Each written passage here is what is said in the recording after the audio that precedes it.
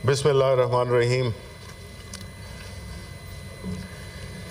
Chairman साहब, पहले तो अफसोस की बात यह है कि जो इस वक्त ईवान में जो हाज़िरी है वो काफ़ी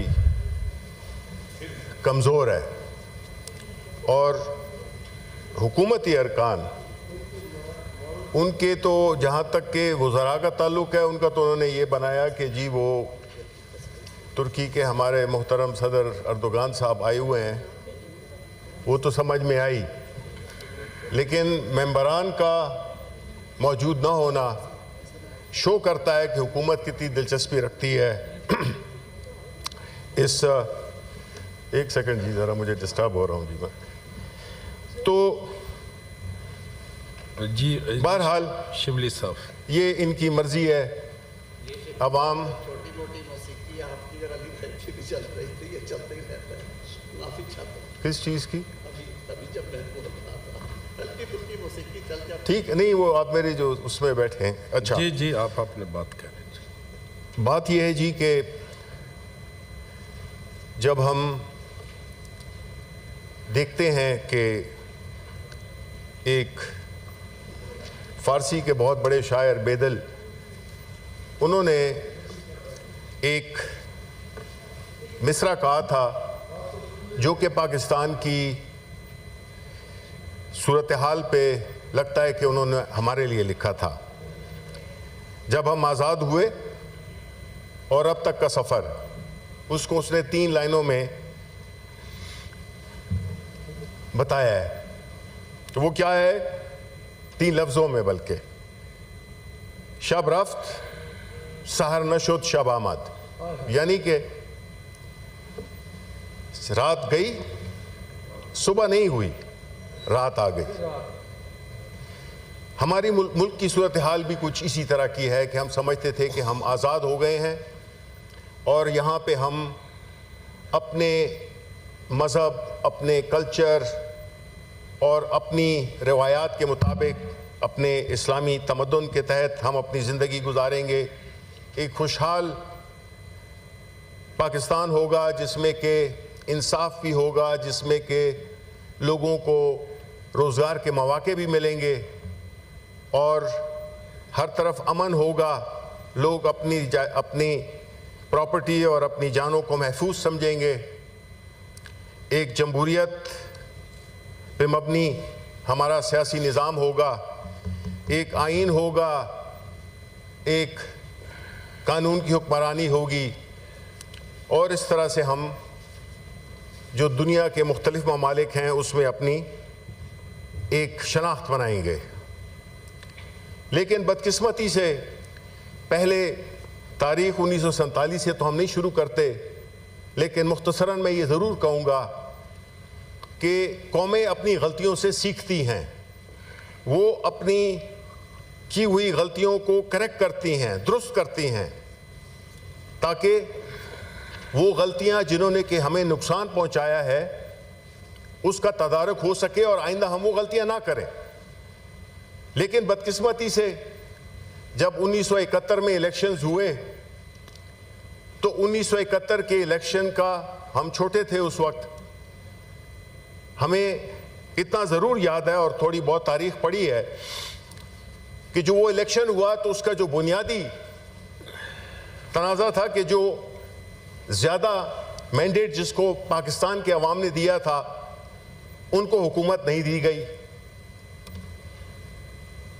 और वो इस मगरबी पाकिस्तान में कुछ सियासी पार्टियां थीं जो कि आज भी हाउस में बैठी हुई हैं, वो उन्होंने सहूलतकारी की और वो मैंडेट जो कि पाकिस्तान के अवाम मेजॉरिटी ने दिया था वो उनको नहीं मिला। नतीजतन मुल्क दो लख्त हो गया।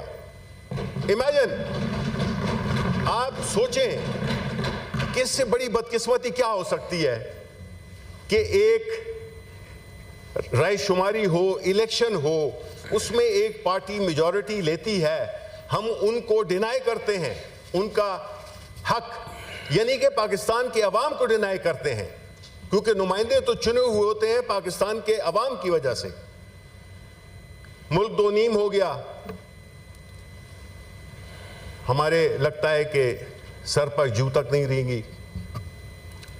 और हमने मुसलसल मुतनाज़ा उसके बाद इतनी बड़ी गलती और इतनी बड़ी कीमत अदा करने के बाद भी हमने अपने इलेक्शंस को साफ और शफाफ तरीके से नहीं करा सके। उसकी लेटेस्ट एग्जांपल पिछले साल 8 फरवरी का इलेक्शन था, जिसको कि अभी कुछ ही दिन हुए, 1 साल पूरा हो गया। पहले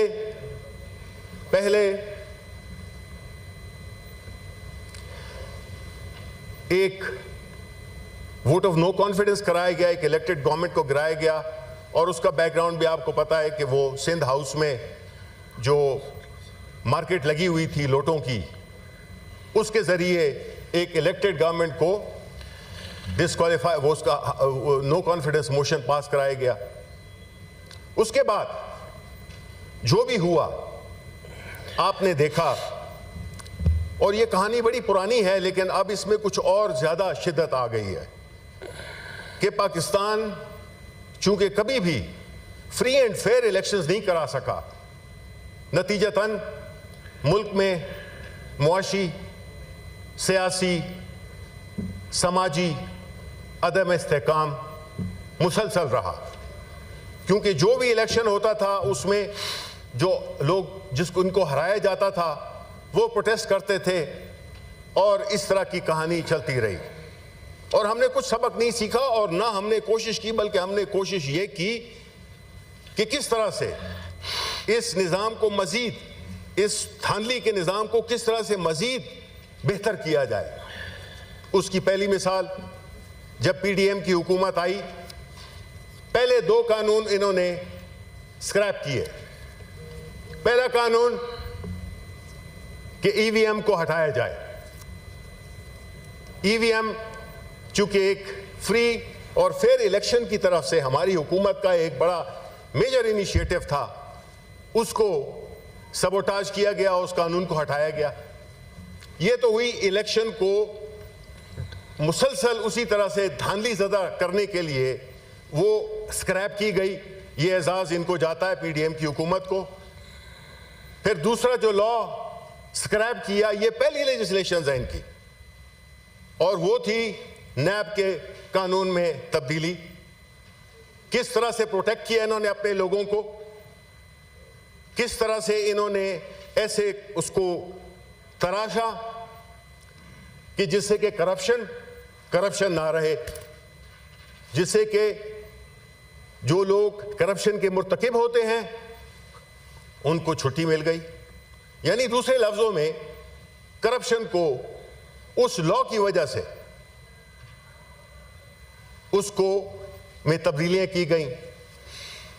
अब देखें, बात यह है कि आप किस नीयत से काम करते हैं और किन लोगों के लिए आप काम करते हैं। आपने वो कवानीन अपने लिए बनाए, आपके लीडर्स थे,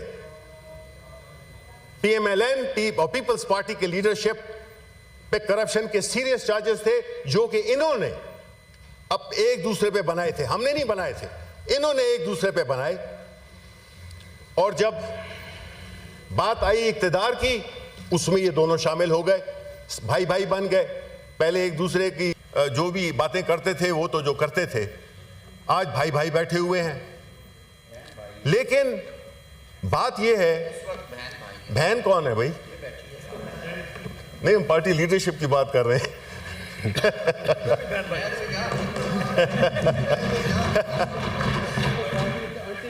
जी प्लीज प्लीज प्लीज। अच्छा जी, नहीं देखें नो चेयरमैन साहब, क्रॉस क्वेश्चन। बात यह है कि ये मुल्क हम सबका है, और किसी एक खास तबके को जो कि अशराफिया है उसको ये हक नहीं पहुंचता कि वो इस मुल्क के 25 करोड़ आवाम की जिंदगियों से खेले, उनकी मुस्तकबिल से खेले,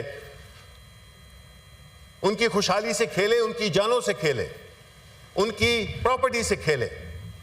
ये हक इनको कोई चीज किसी भी सूरत में नहीं दिया जा सकता, क्योंकि अगर ये हक दे दिया जाए जो कि इन्होंने खुद इस वक्त छीना हुआ है, तो मुआशरा केओस और एनार्की की तरफ जाता है। अब जो इदारा जिम्मेदार होता है इलेक्शन कराने का, वो होता है इलेक्शन कमीशन ऑफ पाकिस्तान। और उसका जो आर्टिकल 224 के तहत, और अगर आप चीफ इलेक्शन कमिश्नर का हल्फ पढ़ें तो आपको ये अंदाजा होगा कि ये उनकी कॉन्स्टिट्यूशनल ड्यूटी है कि वो इंश्योर करें फ्री एंड फेयर इलेक्शंस को। लेकिन जब इलेक्शन कमीशन ही पार्टिजन हो जाए, जब इलेक्शन कमीशन ही एक फरीक बन जाए, तो फिर वो वही फैसले करेगा जिसमें कि उसने हमारी पार्टी का इंतखाबी निशान हमसे वापस लिया। हमारी जितनी भी पिटिशंस थी, कितनी मुश्किलात हमारे लिए क्रिएट की गई, आज तक हो रही हैं। ये ऐसा बायस्ड, इतना कंप्रोमाइज्ड इलेक्शन कमीशन हमने अपनी तारीख में नहीं देखा था। इलेक्शंस लेट कराए, कॉन्स्टिट्यूशन को सबवर्ट किया गया।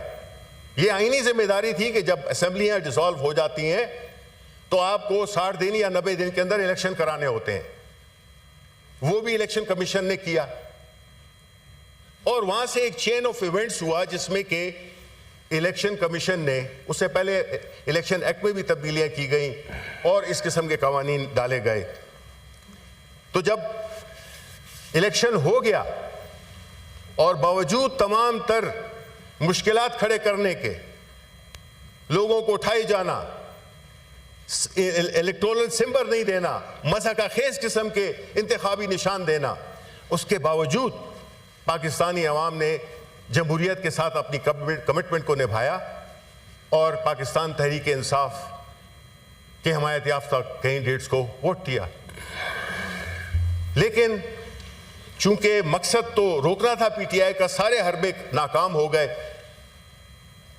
लीडर को भी जेल में डाल दिया।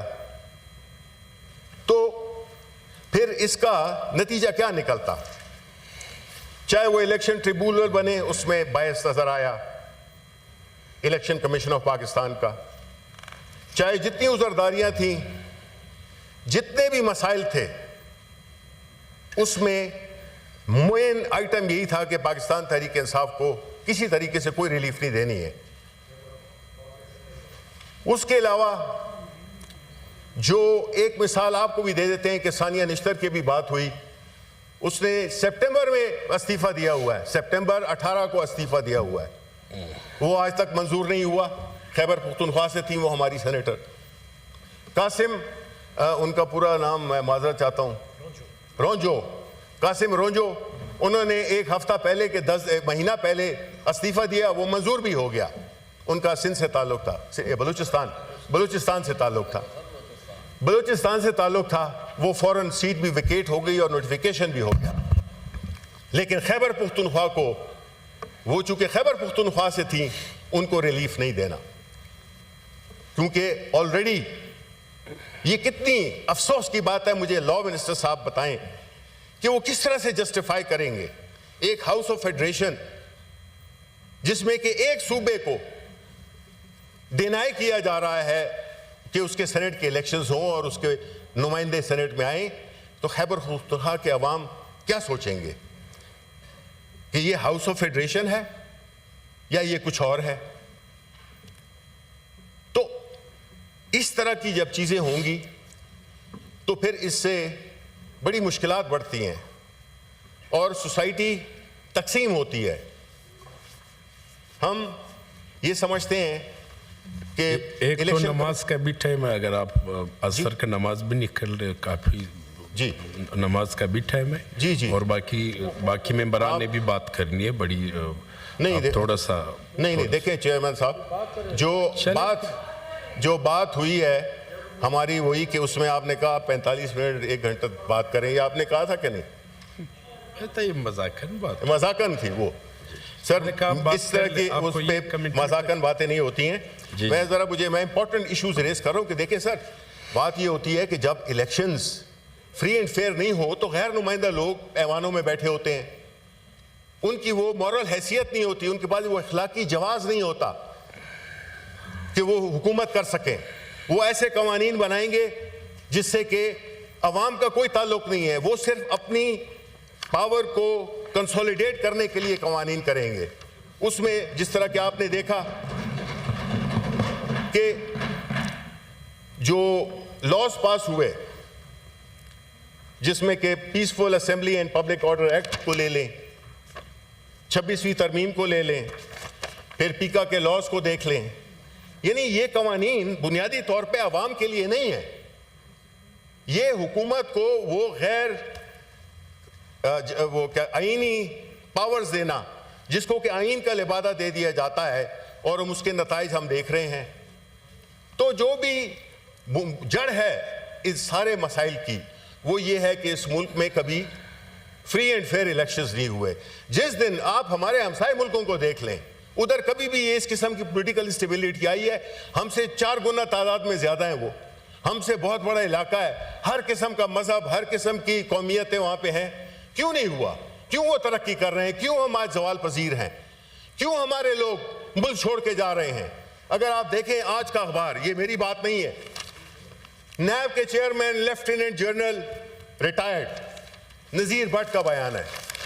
उन्होंने लिखा है कि पाकिस्तान से 25,000 लोग, फ्लाइट ऑफ कैपिटल, 25,000 लोग दूसरे मुल्कों में शहरियत लेने के लिए यहां से चले गए हैं,